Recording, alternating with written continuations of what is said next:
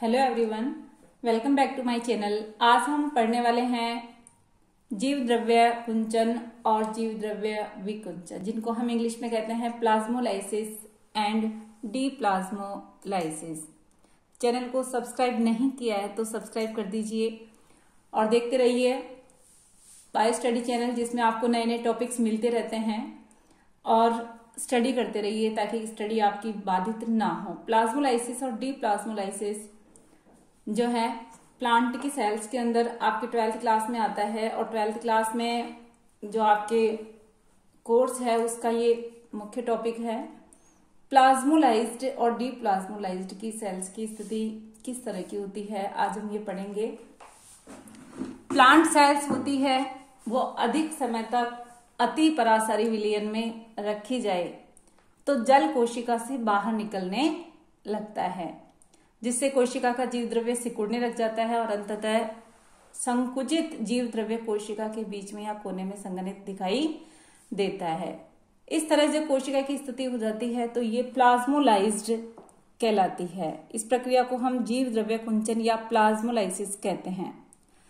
सामने आपके डायग्राम है, इसमें आप देखिए कि ये सेल स्ट्रक्चर आपके सामने है और इस सेल की ये अवस्था जो है टर्जिट सेल के रूप में है, यानी फूली हुई अवस्था, स्फीत अवस्था है। ये न्यूक्लियस दिखाई दे रहा है और इसमें जो सेंटर में ये वैक्यूल दिखाई दे रही है, इसकी जो है रिक्तिका दिख रही है ये आपको। इसके बाद आगे वाले जो सेल है उसमें आप ये देखिए कि ये जो इसकी भित्ति है उससे वैक्यूलर मेम्ब्रेन है अंदर की तरफ, और ये जो है झिल्ली है ये थोड़ी अंदर की तरफ संकुचित होने लग गई। इसके आगे वाले डायग्राम में देखिए सेल वाल अलग दिख रही है और ये मेम्ब्रेन और भीतर की तरफ जाने लग गई और धीरे धीरे ऐसे विलयन में रखने से इसका जो जल है वो बाहर निकल रहा है और ये जो कोशिका द्रव्य है, ये जो जीव द्रव्य है, इसका एक संकुचित अवस्था में आकर के एक तरफ संघनित हो गया। इस तरह से कोशिका का जीव द्रव्य एक कोने में आपको दिखाई दे रहा है और ये इसकी एक कोने में आने के बाद की जो कंडीशन है, इससे इसकी सेल वाल बाहर की तरफ दिख रही है और मेम्ब्रेन एक तरफ इकट्ठी संघनित हो गई है। ये प्लाज्मोलाइज्ड अवस्था है। यदि इस प्लाज्मोलाइज्ड सेल को जैसे इसका जीव द्रव्य संकुचित होकर के एक स्थान पर इकट्ठा होने लगता है, प्रारंभिक अवस्था जब इसकी आती है इंसिपिएंट प्लाज्मोलाइसिस कंडीशन वो कहलाती है।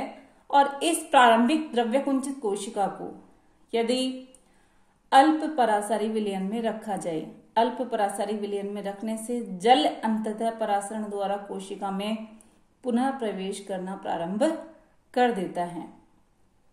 जल की मात्रा बाहर ज्यादा है, कोशिका के अंदर कम है, तो बाहर से जल भीतर प्रवेश करना चालू कर देगा, जिससे कि जीव द्रव्य कोशिका में फैल जाएगा और इस अवस्था को हम कहेंगे जीव द्रव्य विकुंचन। क्या कहेंगे इसको? जीव द्रव्य विकुंचन या डीप्लाज्मोलाइसिस। सामने आपके जो है ये दो स्टेजेस आपको दिखाई दे रही है। इन दोनों स्टेजेस में प्लाज्मोलाइज्ड जो सेल है इसका कोशिका द्रव्य एक स्थान पर वाटर निकलने की वजह से, जल निकलने की वजह से संघनित होकर के एक स्थान पर आ गया और ये डीप्लाज्मोलाइसिस कंडीशन है, जिससे कि इसका जो है वापस स्फीत अवस्था है, फूली हुई अवस्था है और पूरी तरह से भरी हुई फूली हुई अवस्था आपको दिखाई दे रही है। इस तरह से ये जो है विकुंचन वाली अवस्था है और ये जिसमें कि एक स्थान पर संघनित हो गया है, पूरा जो जीव द्रव्य है वो एक स्थान पर आ चुका है। इस तरह से आज प्लाज्मोलाइसिस और डीप्लाज्मोलाइसिस में डिफरेंस देखने को मिला। डीप्लाज्मोलाइसिस और प्लाज्मोलाइसिस को और क्लियर करती हूं मैं आपके सामने। जीव द्रव्य कुंचन की प्रक्रिया जो होती है उसमें जीव द्रव्य कोशिका भित्ति से अलग दिखाई देने लगता है। यह कोशिका को अति पराशरी विलयन में रखने के कारण होता है। इसमें बही परासरण क्रिया होती है, यानी कि जल जो है बाहर निकलने लगता है और जल जब बाहर निकलने लगता है तो शलत हो जाती है कोशिका और कोशिका मृत भी हो सकती है। जल बाहर निकल जाता है, इसलिए कोशिका मृत भी हो सकती है।